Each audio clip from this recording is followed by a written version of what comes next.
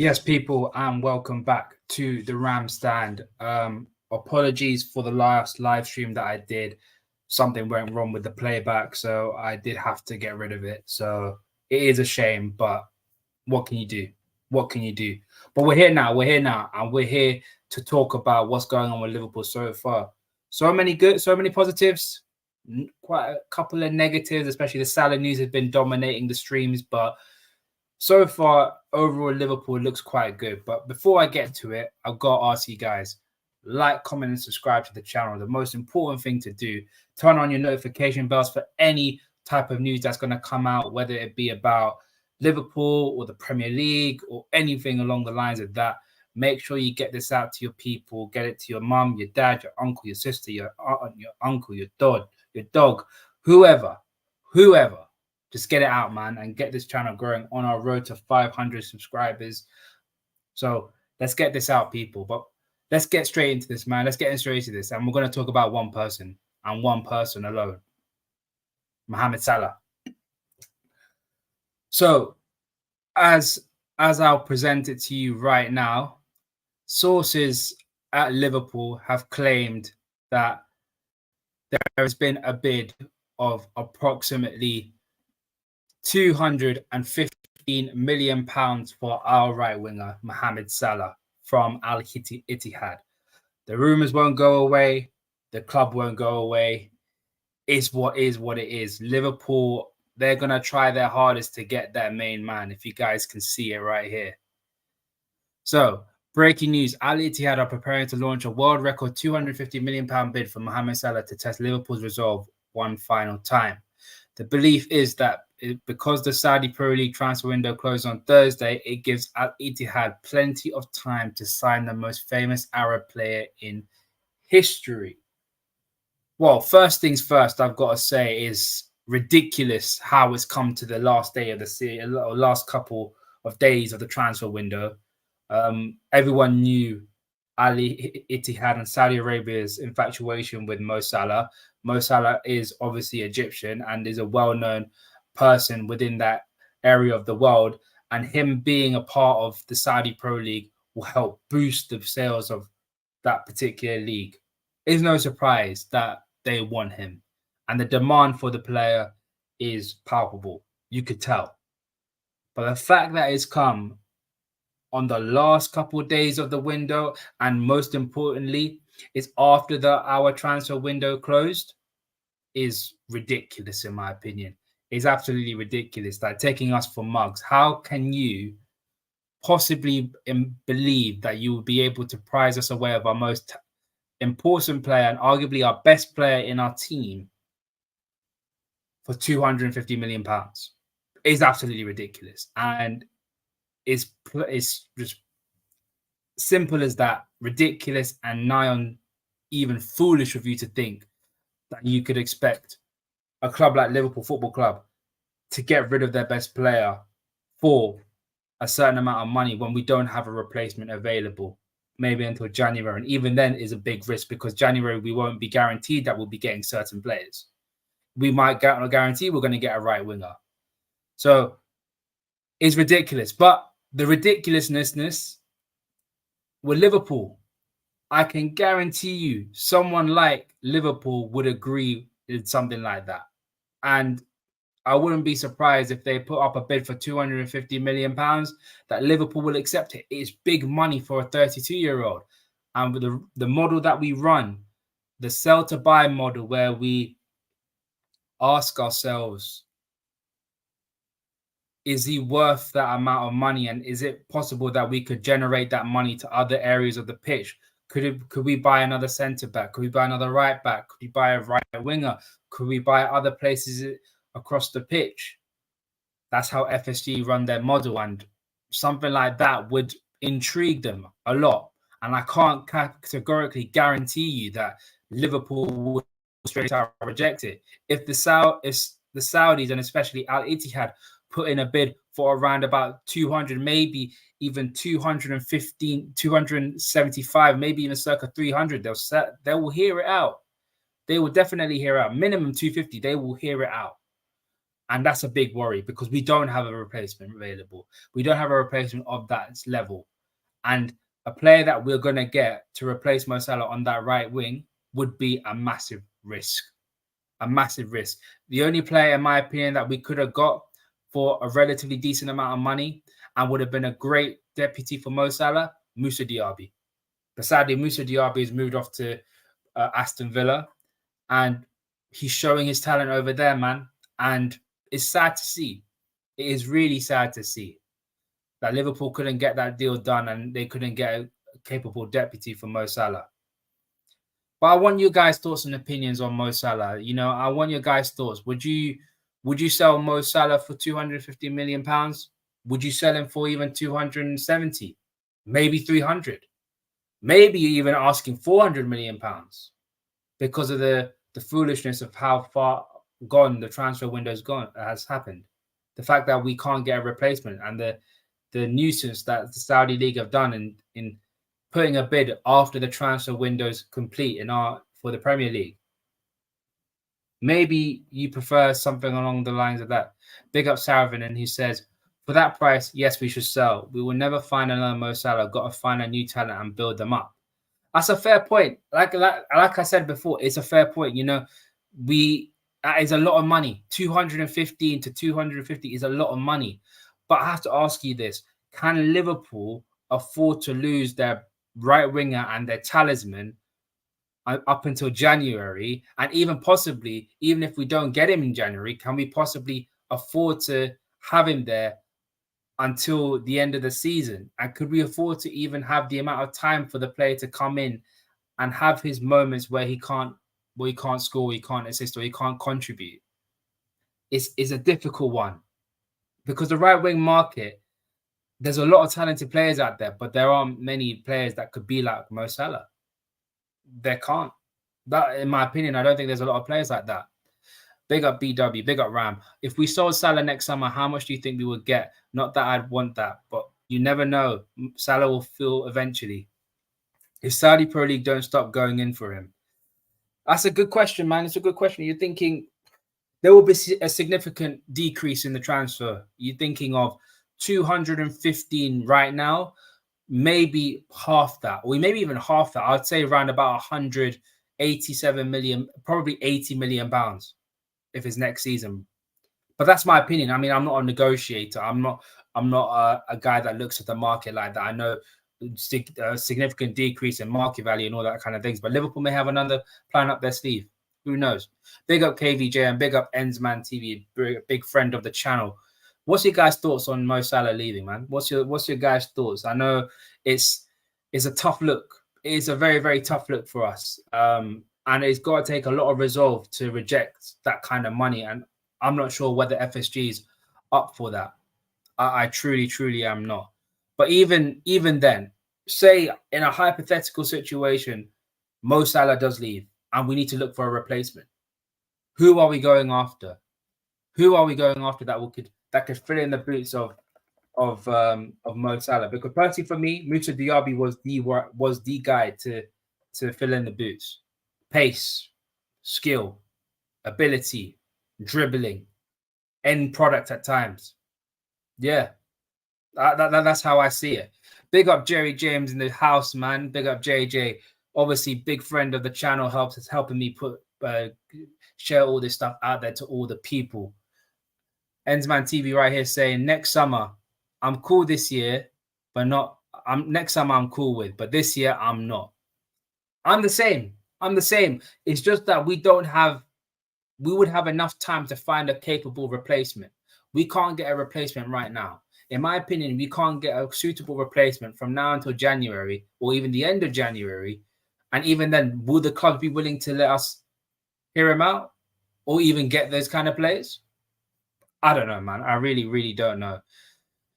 Can we afford to lose 30 GA now? Of course not. But that's the objective this season. It's UCL qualification. With the new UCL format, wouldn't we get it anyway? That's a fair point. With this new UCL format, but even then, I need to have a look. There might be some extra stipulations. I think a team from the Premier League has to go far. I think go to the final to activate that 5th place spot. But maybe FSG is looking at it like, we've got a good enough squad to get top 5.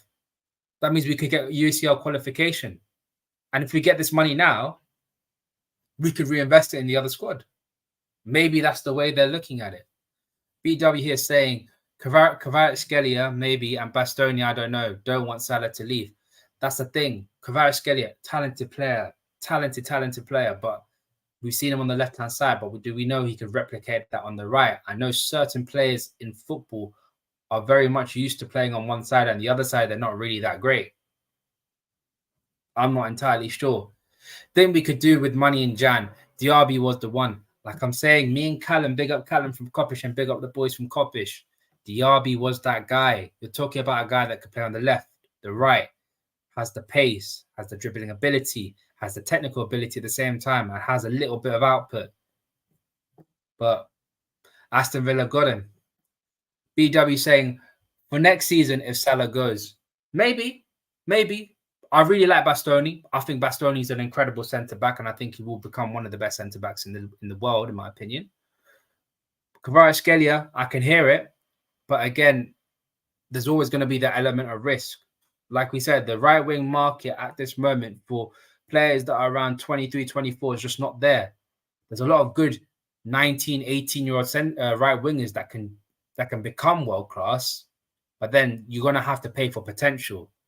And are we a club that can afford to pay for potential at this moment in time when we're in our transition period? I'm not sure.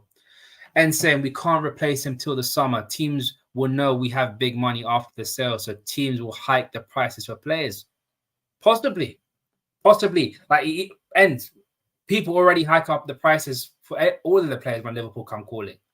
It's just is what it is.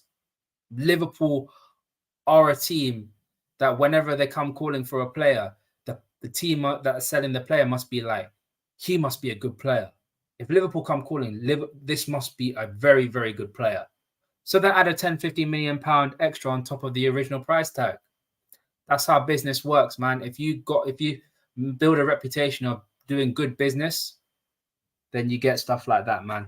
You get those little added bonuses on top. Nick, I really don't want to say this, but seeing as though JJ's put it out there, Nicola Pepe on loan. Klopp could develop him.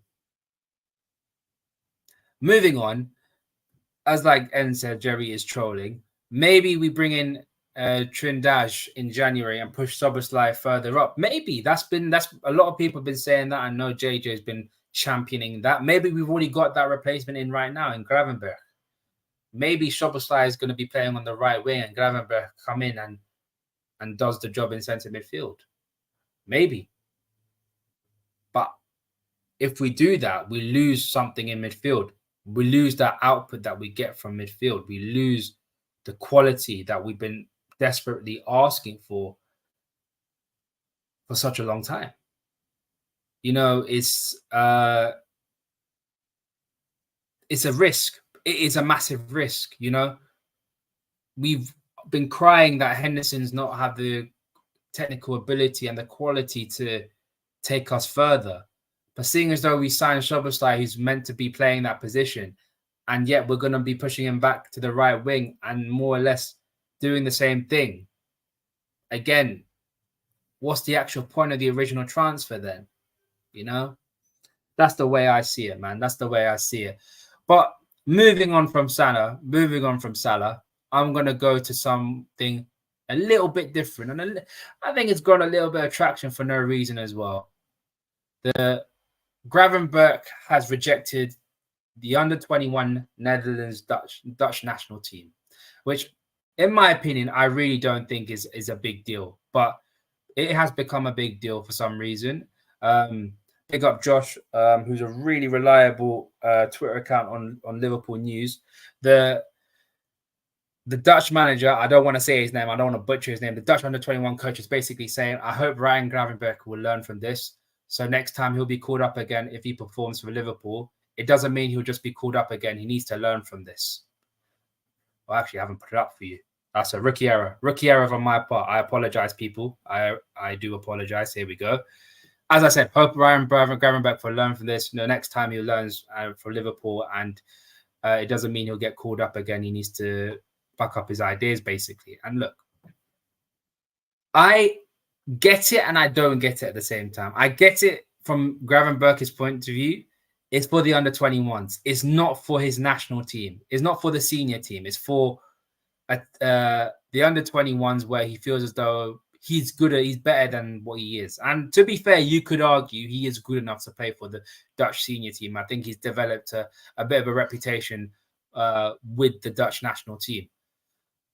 But when you're talking about from the coaching standpoint, and even from a Dutch standpoint, I kind of get what they mean. Look, even Marco van Basten, who is a Dutch legend at the time, said Gravenberch refusing the under-21 national team is unacceptable. I can understand his reason, but you can't do this. It's inappropriate towards Dutch football and towards the Dutch squad. It's a tricky one. It's a tricky one. If you are part of the Dutch national under-21 team and a player goes up and says, I'm better than all of you lot, it is a bit of a slap in the face. But again, I've got to ask this question. It's under-21 football. It's not the senior team. We all know I also think, if I'm not mistaken, Gravenberch has played for the senior team. He must have. He must have played for the senior team already. Yeah, he has. He has 11 appearances for the senior team. And you're telling me that he's not good enough, and he's saying that he feels as though he's good enough to play for the senior team and he's better than the under-21s. Well, the guy's got 11 caps already. Like, why does he have to prove himself in under-21s when he has proved himself for the senior team? It doesn't make sense, in my opinion. It really, really doesn't. It doesn't make any sense at all. I think it's a big hold of nothing. It's a big old nothing. Not many people are really talking about it. Like Saravanan says, it's under-21. What are they going on about? Like, it is under-21s football. I get it. It's disrespect. Basically, they asked you to do a service for your national team, and he said that I'm better than what that team is. I should be representing the main team, and I want to focus on my game so that I get called up for this main team. I get it. And plus, he's going into a different environment as well.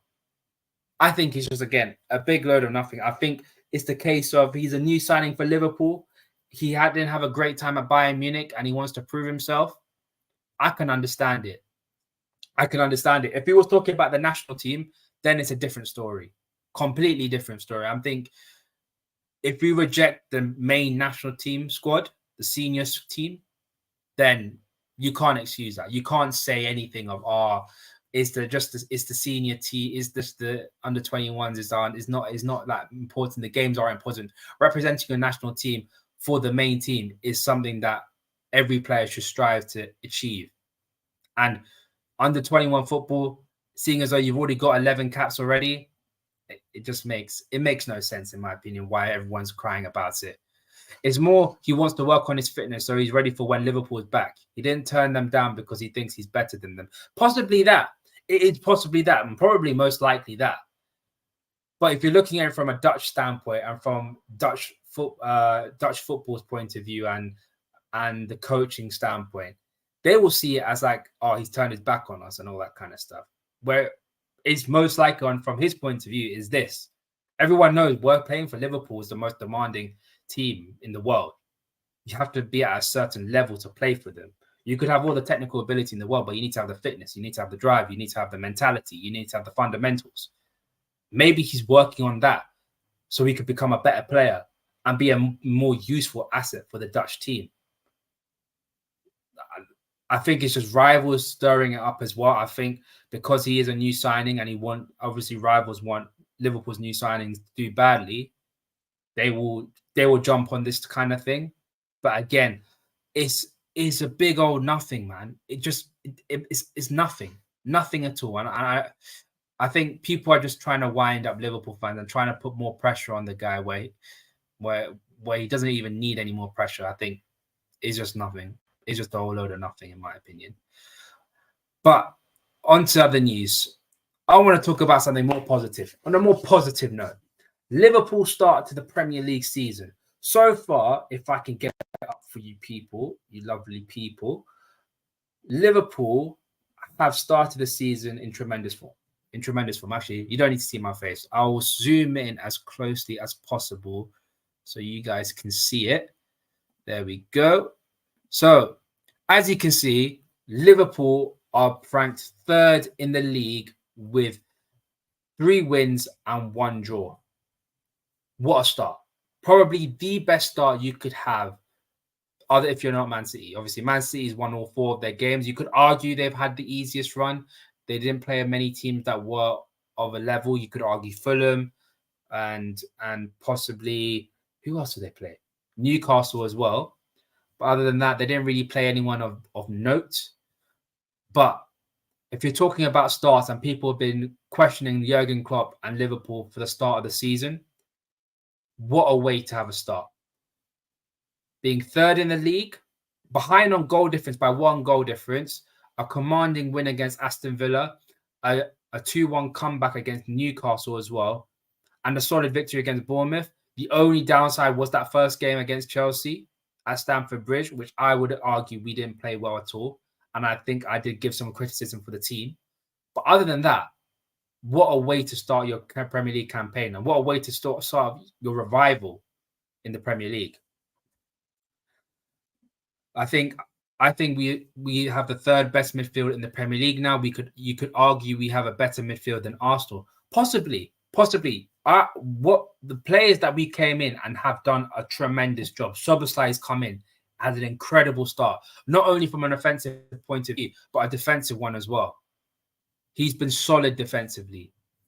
He's been solid going forward, creating chances, doing what is necessary for the team, showing an all-round game about him.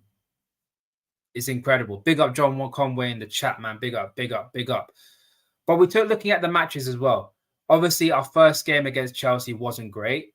We played pretty poorly. I think some of the obviously we conceded 2 goals. We conceded 2 goals. One of them was chalked off. They did the same, conceded 2 goals, and Mohamed Salah one was chalked off. Then Bournemouth, obviously overshadowed by the red card by Alexis McAllister. But again, other than that first 20 minutes, it was a solid start for Liverpool.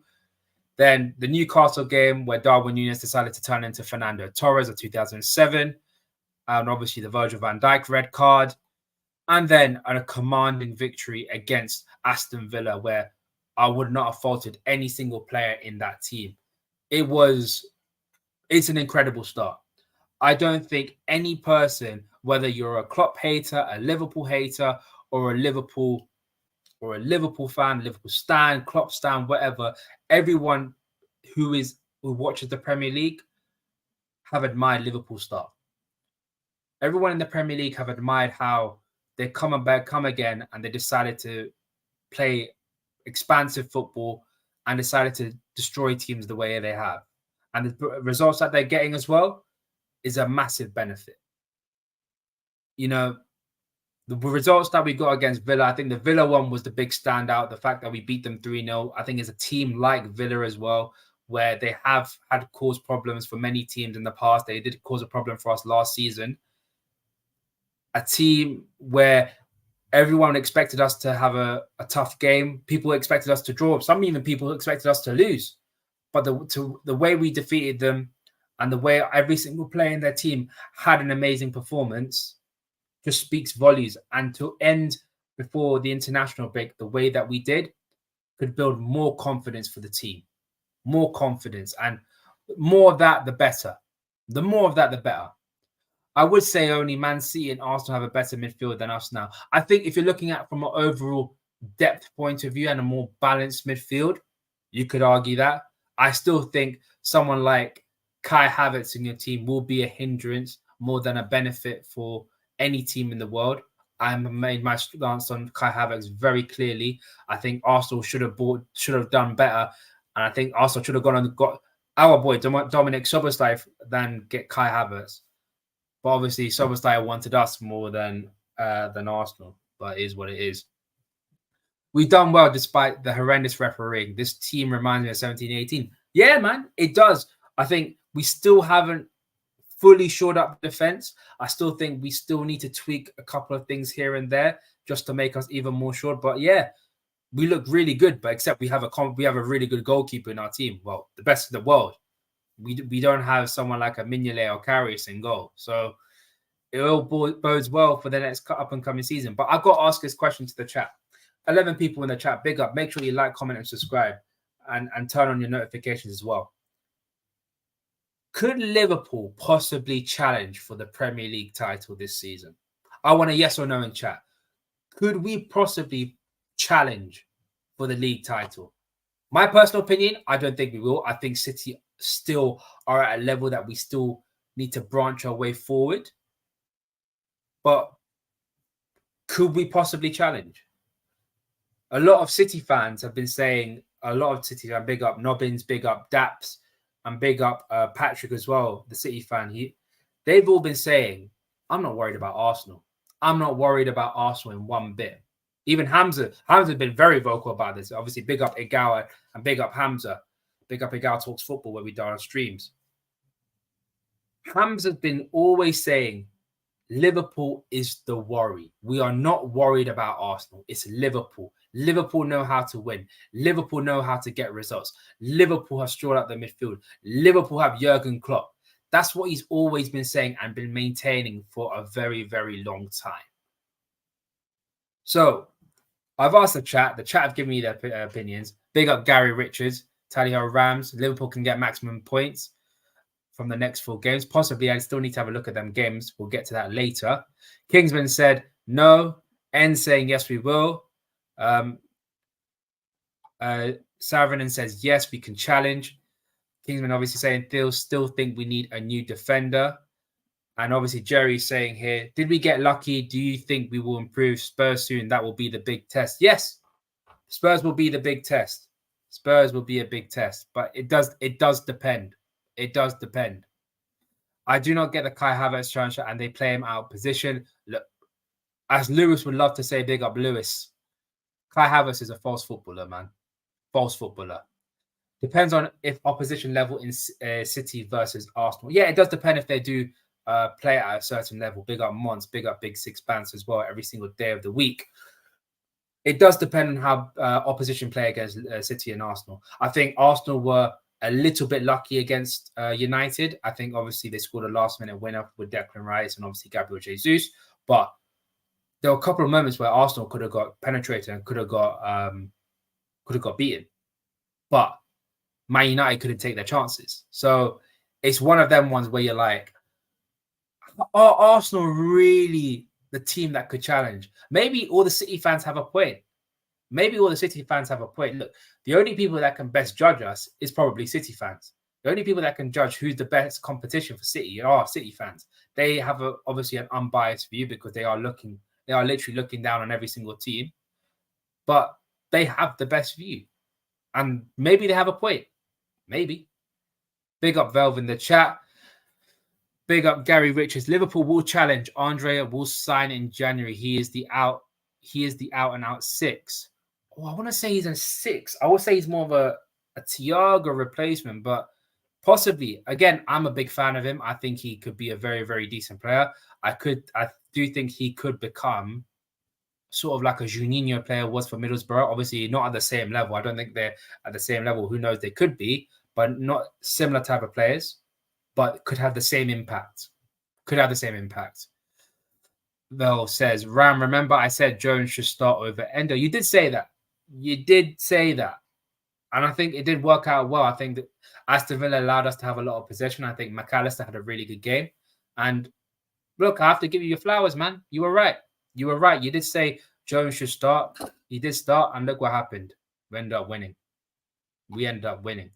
But on the point of Liverpool, our next 5 games, we've obviously got Wolves at Molineux as our first game back from international break. Then we've got a trip to Austria to play Lask. Then we've got West Ham at home. Then we've got Leicester in the Carabao Cup at home. Then we've got Tottenham. Then we've got Liverpool. We got Union San. I can't say that last one. We got Union next.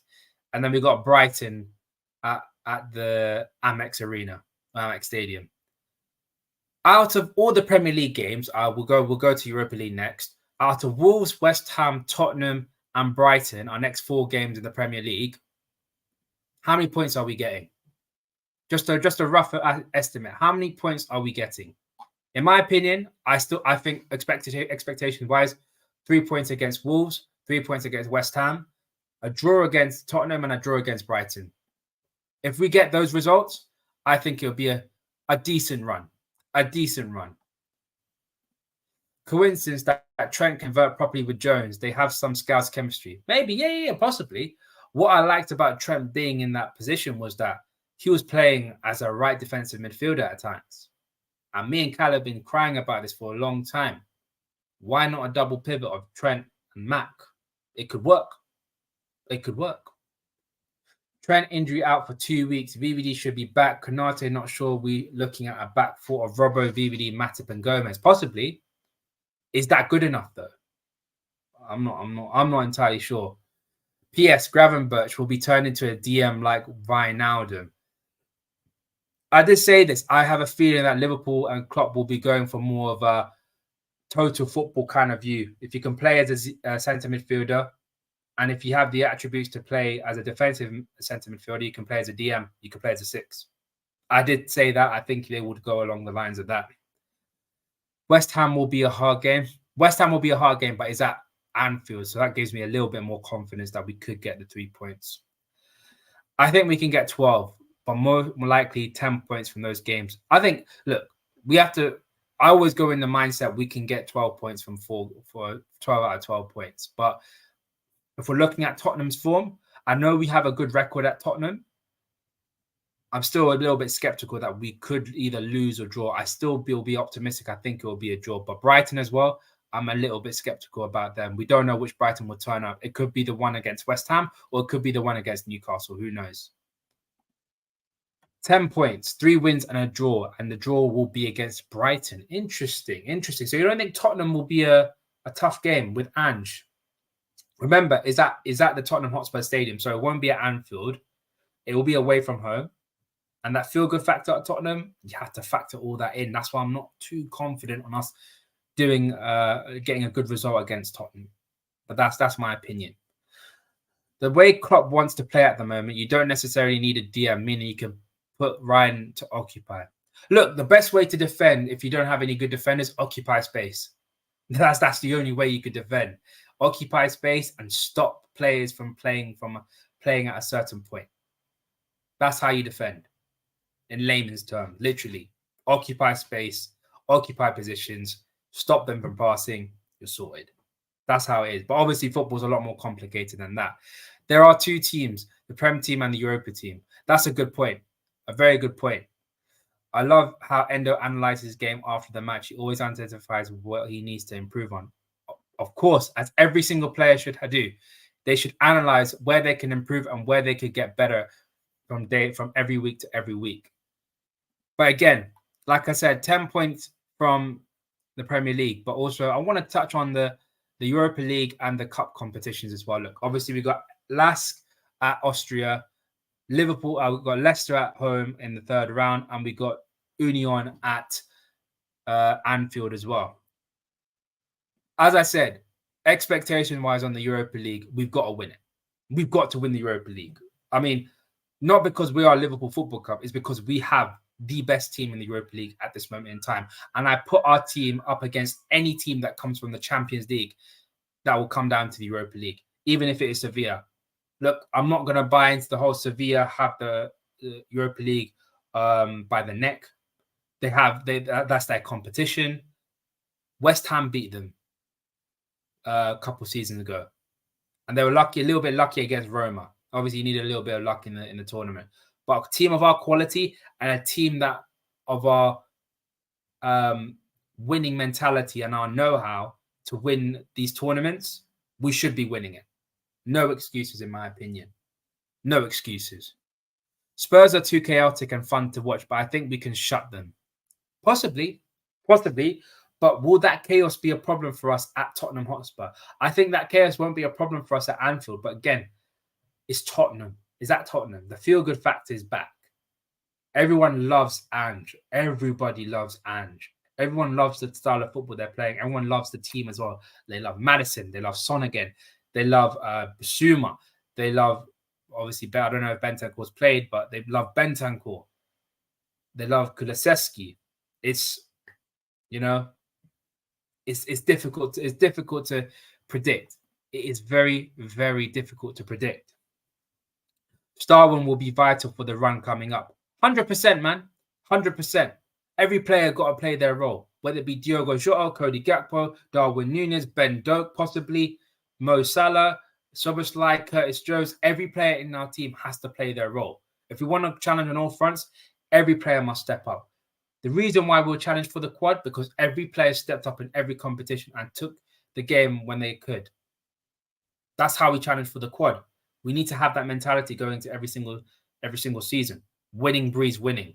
That winning mentality builds, and that makes us want to win even more. They get hooked on it and they can't stop winning. That's how football works, man. I seriously do believe that. I think we would win all those cup games. I think so as well. I think the quality that we have, and even with our second team, I still think we could beat all those teams, in my opinion. I think Leicester at this moment are, I think, struggling in the Championship, if I'm not mistaken. And I haven't really heard of Union. I don't know if they're aside from Belgium, but even with what's it called?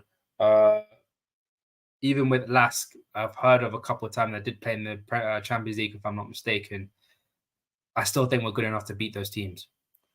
Vel saying my Europa League team is Kelleher, Gomez, Matip, Konsa, Tsimikas, Stefan, Ryan, Elliott, Doak, Núñez, and Jota. Decent team. Very decent team.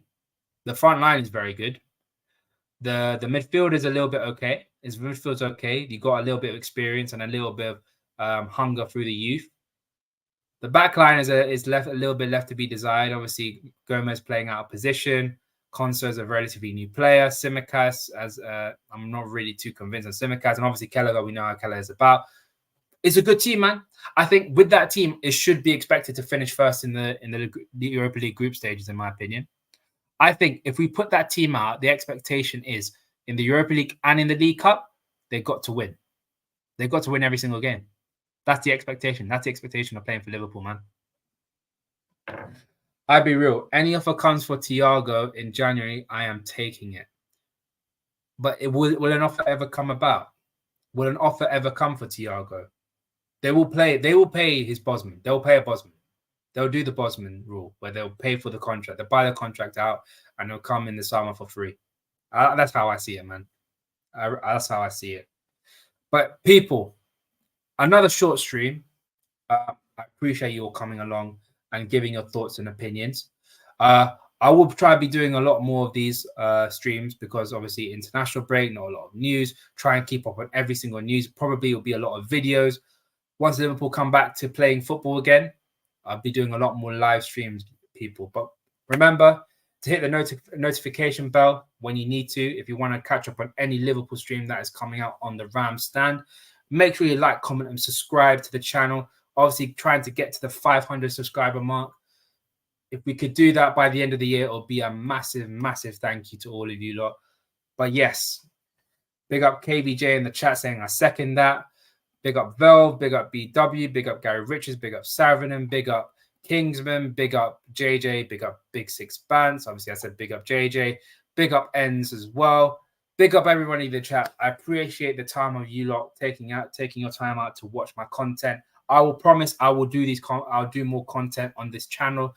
Don't you worry. You can find me on Igal Talks Football. You can find me on the JJ Show. You can find me on Sarcasm City where I'll be doing my thing, repping Liverpool. Chatting shit about most teams. But yeah, I appreciate the time that you're taking out to watch my content, and I will see you guys in the next one. Peace.